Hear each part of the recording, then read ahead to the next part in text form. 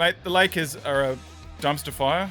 The whole Bronny thing just showed that they're not a serious franchise anymore. The Thunder that shipped him off got even better, which is terrifying. You've fleeced $250 million from the NBA.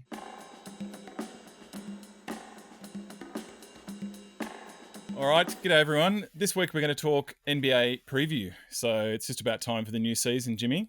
We've had a lot of news, like we always do. A lot of guys in new uniforms. I always find it takes a few weeks at the start of the year. It's like, oh, they've got that guy. Or seeing them in a different coloured uniform just can throw you off for a little bit. But it's set up to be a pretty awesome season. We know you're a big Boston Celtics man. You got your hands on another championship finally last season. Basically, we can just kick off. Whoa. Hang on. Finally? Yeah. What's that little dig straight off the bat? Oh, come on, mate. By Celtic standards, what was it? 14 years or something? What was the gap? It doesn't matter. I mean, to 28 other teams, that would be a glorious gap. But, yeah, exactly. Anyway, what do you reckon? How are you looking in terms of repeating? I'm hearing a lot of people saying they're not picking you to repeat, which I don't necessarily understand. But how do you reckon you're placed? I mean, we enter as the favourites, as we rightly should. We've kept the nucleus of the team. The bench guys are only going to get better, you would expect. So I don't know.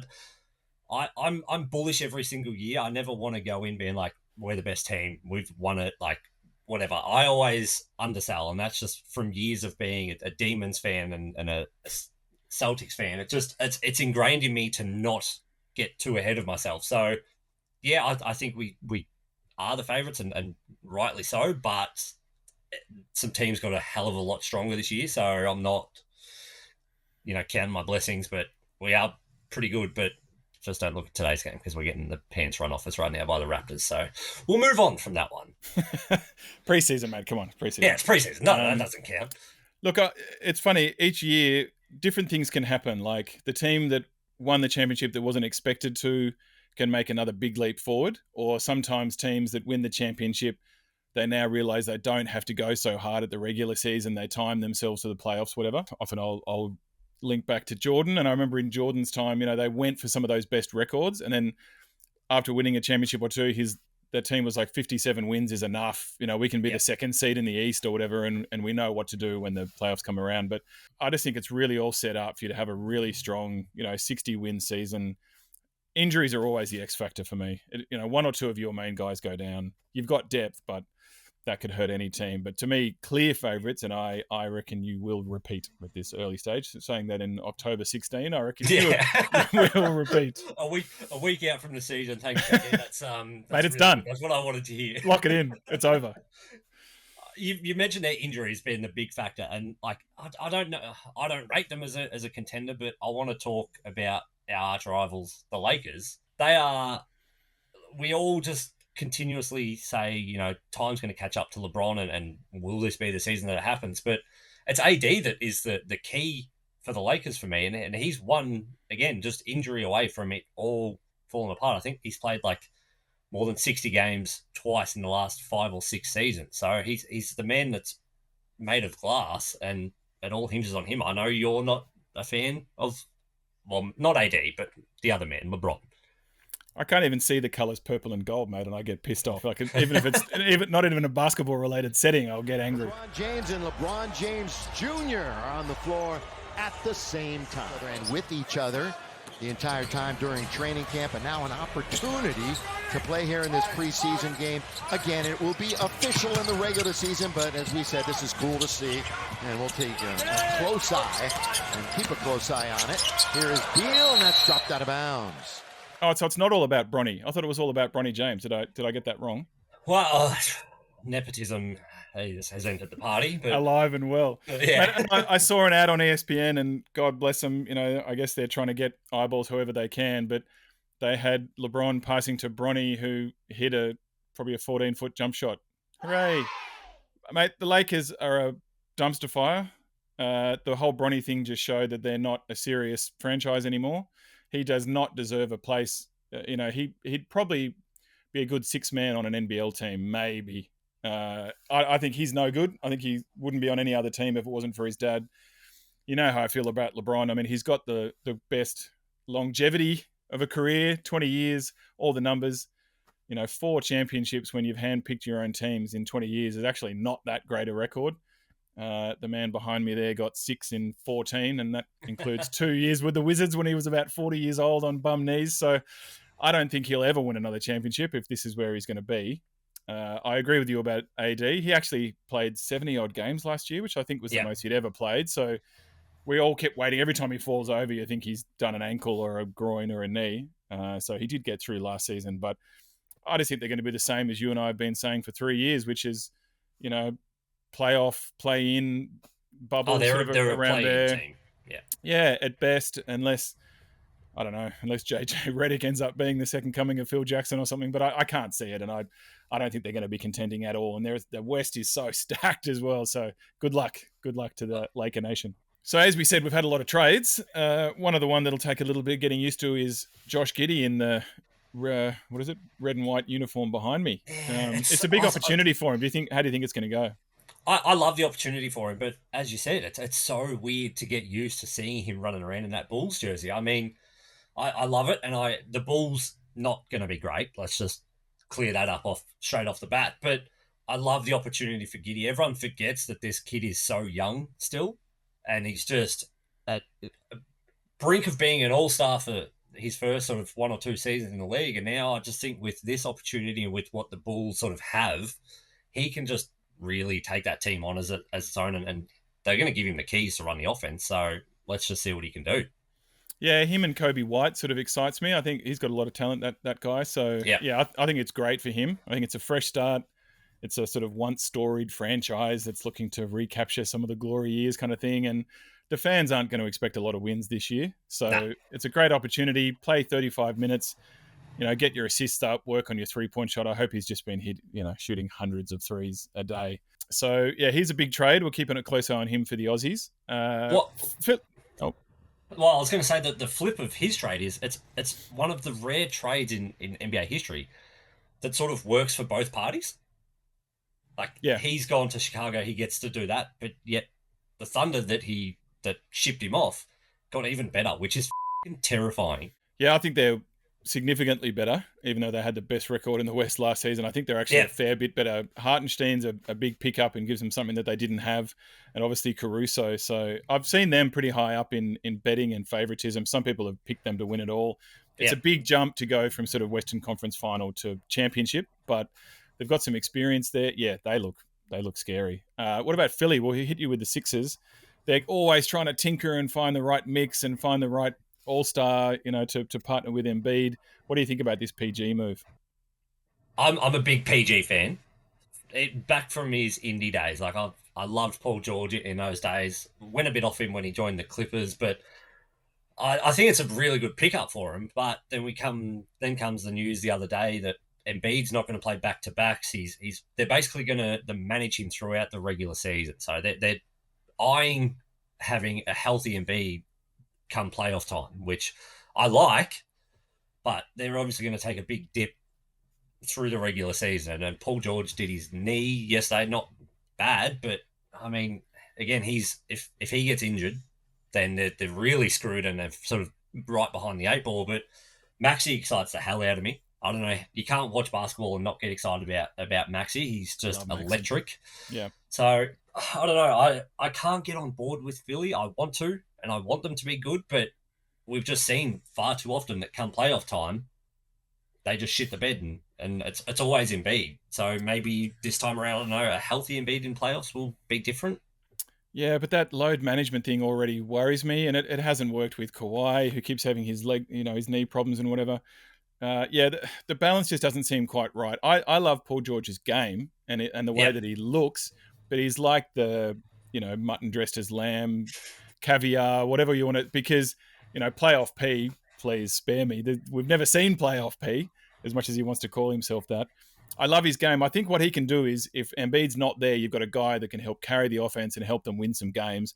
They need to be top 3 or 4 in the East, because if they don't have home court, they don't do in the playoffs. That Philly crowd just gets on them. It all just goes terribly wrong. Speaking of Maxey, just makes me think about that game against the Knicks that he won single-handedly in the playoffs last year, which was so awesome. Like, this bloke is just fearless. I love him. Yeah. He could take another jump forward, but yeah, championship or even conference finals. I mean, God, come on, Joel, get out of the second round, mate, please. Yeah, and that's as you said, they've got to finish. They need top 3, top 4, and I don't think they do that if Embiid's basically going to play 40, 50 games or Being whatever it's going managed. to be. Yeah. So yeah, that's a good one to watch, but I don't know. It's just it's an interesting one that. But probably another big one in the East. One of the ones that most people would be talking about is the New York Knickerbockers and obviously Minnesota Timberwolves. So big call this. You know, the Wolves seem to be going on a pretty good trajectory, and they decide to just offload one of their biggest pieces, get an injury-plagued guy back, and some other bits and pieces that can help. I think Dante's a good pickup. But Yeah, what do you think? I know we both love Ant-Man, but what do you think about the trade? out of nowhere, Yeah. just I was standing in the kitchen and the Wodge bomb came through, and one of my mates had just walked in the door, and I was staring at. I didn't even say hello to him. Was staring at my phone, and then just held my phone up in his face, and he looked at it and went, "What the?" Yeah, I couldn't Like, believe it either. Stunned. I don't I didn't understand the trade as soon as it happened, and I'm still a little bit baffled by it. The Wolves, I it's more from the Wolves side. I guess they're just going all in on Ant, and don't get me wrong, they should have been doing that for 2 seasons already. Like, he is unbelievable. He's my favorite player in the league right now to watch. I'm tipping him to take home the MVP this season. But the Knicks, the move for them is amazing. Their starting five is incredible, and I expect them. They should be close to a 60-win team throughout this season, and really pushing the Celtics as, if not the best team in the East, they should be eyeing off the conference finals and a push to the finals. I don't. I No, think no. I think that has to be the bar for them. I'm not buying it. I'm not buying all this Knicks hype. I reckon they would have had a better season if they hadn't made a move, if they'd stayed where they were. I hate this about teams. They think they've got to tinker and grab one more piece and whatever, when maybe just one more year with a better run of injuries. They got decimated last season in the Yeah. playoffs. Keep that core together, but instead they've just blown it up. And, you know, Dante's hitting, was it Oh, 11 threes? What did he hit? That unbelievable game that he had and the step up that he's made. I yeah. understand Randall's a bit of a liability, but he's got to be due some luck physically, doesn't he? No, I don't like the cat mix for them at all. And look, let's see. Obviously, we'll see. For some reason, I like it more for the Wolves. I reckon the Wolves are going to win more games than the Knicks. I get the interest behind New York, and we always want the Knicks to be a competitive team. But yeah, 60 wins. No, I don't see that. I like it more for the Wolves because I think Randall should become a sixth man. I think Randall off the bench for them is the key. DiVincenzo is the best pickup that they got from that trade. It just, he's going to be alongside Ant in that backcourt. Is just, that's going to be the most fun duo to watch, because Dante, as we saw the other day when they took on the Knicks, he's not afraid of talking the talk. And I don't know, that mix of Ant is a psycho. In the corner, Brunson and Edwards. Edwards all over him. The fadeaway from Brunson won't go. Another off. That clip of him, Oh man, on the wing guarding, clapping and screaming, and yeah, amazing. He is straight up like serial killer on the court, and he's going to go a whole new level, I think, this season. And it also unclogs the court a bit for them as well, because the Rudy Gobert and Cat, it never quite worked. Nah. They're two big 7-footers, doesn't work in today's game. So I think that helps as well. And they're really just going, and this is your ball. Yeah. In you we trust. I think it's worth touching on Denver quickly, because I really thought the Nuggets were going to win it again. I just thought they've got over the hill. They're going to be unstoppable now. And until they lost that last game, I still expected them to get through. The Jamal Murray thing's a massive piece, and he was obviously injured. It looked like he was injured about half the year or more. Did nothing in the Olympics, so he's a bit of a worry. And Westbrook is not the answer. I haven't talked about him much, and probably the less the better for me on this show, because if you want someone to brick threes and play a bit of D and get you some boards, that's he's not going to fix things for them. But where do you think Denver sits? Well, and the thing that we've heard so often over the last 3, 4, 5 years from Westbrook is that he's willing to become that team player and accept his role and whatever. And then we get to the end of the season and even in the playoffs, and Westbrook just goes, "I'm him." It's Russell Westbrook time, guys. Step out of the way. I got this. Yeah, I got this. Don't worry. I'm a former MVP. You know, I'll just, and he's going to be. I saw someone right that he's a better upgrade off their bench for him. A little heads up. Aiden unable to hit the three. Westbrook. Air ball. I just don't see it and haven't seen it from Westbrook for countless years. And they've still got the best player in the league. Like, there's no one like Jokic. But it's the pieces that are around him. Like, Aaron Gordon has a good game every 5. Michael Porter Jr. is the same. Jamal Murray, we don't know if he's injured or not. Losing KCP really hurts that team. I think so too, yeah. So I don't know. I love Denver, mainly because of the Joker, but I think they have a bit of a fall away this season. I think the West got stronger and Denver just sort of plateaued a bit. Yeah, I mean, Joker's going to probably get you 47, 48, 50 wins just if he's healthy. Yeah. But I agree they're going to have a fall. They're going to drop off a bit, but I wouldn't rule them out entirely. Let's just see how the mix works. But any team that adds Westbrook doesn't improve in my eyes. It's probably worth a quick one on the Dubs. They were probably linked with a bunch of things and Markkanen and all this, and none of it happened. Talk about funny uniforms. What about seeing Clay in a Mavericks uniform coming up soon? That's going to be bizarre. Can we just briefly touch on that? What has happened to Klay Thompson? The man just doesn't know how to shoot anymore. I think he played a game a day or two ago and went 0 for 7 or 0 for 8. And everything just, no shot looks clean anymore. Like, every single time Clay used to shoot a basketball, you'd be like, that's in. Yeah, he shoots it now and it's clanking iron off the backboard. It's I don't know what has happened to him. I hope he gets his confidence back because I like Dallas. Yeah, me too. The Dubs, I don't know where to put them. I can't remember what it was exactly now. I think it was 47 wins. Like, they had a really good season with what they had. Yeah. I'm just talking to them in terms of wins and losses, and it was still only good enough for play-in because of how incredible the West was. So people act like they had 38 wins last year. Like, they were actually a competitive team and they had some good runs. But you take Clay out of that, now they seem like they're waiting a year to maybe go after another big free agent, and it's like, you don't have Steph forever. I don't know. I'm worried about where they're going to be. I think they're going to be 500, a bit above again, probably play in again. Yeah, they're in that play-in range for me. But it's just Steph could just go Steph and just have a unanimous MVP season, or they could just really just be middle of the road. It's so hard to gauge that team. The fact that he's probably going to be the last name that we discuss shows where he's fallen. But dear old Benny Simmons, we've had we went through the cycle off season. Yeah, exactly. Where we are on the chart. Yeah. Hitting threes, looking good in warm ups. Looking semi-okay in preseason games. Like, we're seeing the highlight packages where he have 11 points and 4 or 5 assists in a game, and he's running downhill, he's running the fast break. Like, the Nets are going to be absolute garbage. Oh my God, horrible. They should easily win the worst, have the worst record in the league this season. And then you've got Benny Simmons, who is paid 50 odd million. Yeah. And he's expected to be the leader.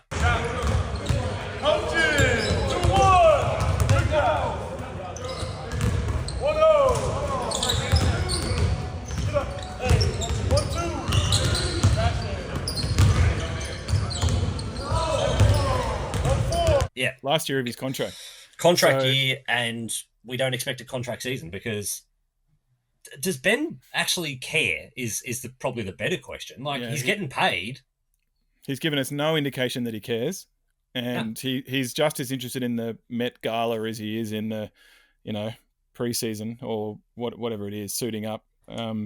Look, I'm concerned for him. The contract year thing maybe helps if he wants to keep playing. He said something the other day about, I don't know if I'm playing for 1 more year or 5 or 6 or whatever. The one thing that gave me a tiniest little bit of hope is that when he got on the court last year, he looked pretty good, and he was a triple-double threat again and whatever. But he just doesn't stay on the court anymore. And he's got nothing around him, like Schroeder trying to talk him up and whatever. And it's like, God, you boys are going to really, really struggle. Should have a market on how many coaches are going to go through this year, because it's probably going to be a few. But look, I hope he doesn't have any more back surgeries. We hope he has a decent run, but you expect to see him in those random street clothes as much as you do, the Brooklyn uniform. Well, I just think that remark of, I don't know if I've got one more, if I've got another contract, if I've got whatever. I think that mentality says it all. It just says, if this is it, then this is it. He's not old. Ben Simmons should still be dominating in the league. Like, he's got all the tools apart from shooting, which he has not fucking worked on ever since he came into the league. Ever. All he has to do is be a semi-respectable shooter. Yeah. But it's just, I don't know, the mindset of it, from what I'm seeing out of him and from hearing interviews, is it's just, do you actually care that you want to get back to this level and, repay the fact that you've fleeced $250 million from the NBA? Yeah, it might even be more embarrassing for him to get the next contract. Maybe he retires. Maybe he goes, I've had enough, or he blames his back or whatever, because the next contract ain't going to have all those zeros No. like he's had up to now. There's no more max deals, but he's made a lot of money.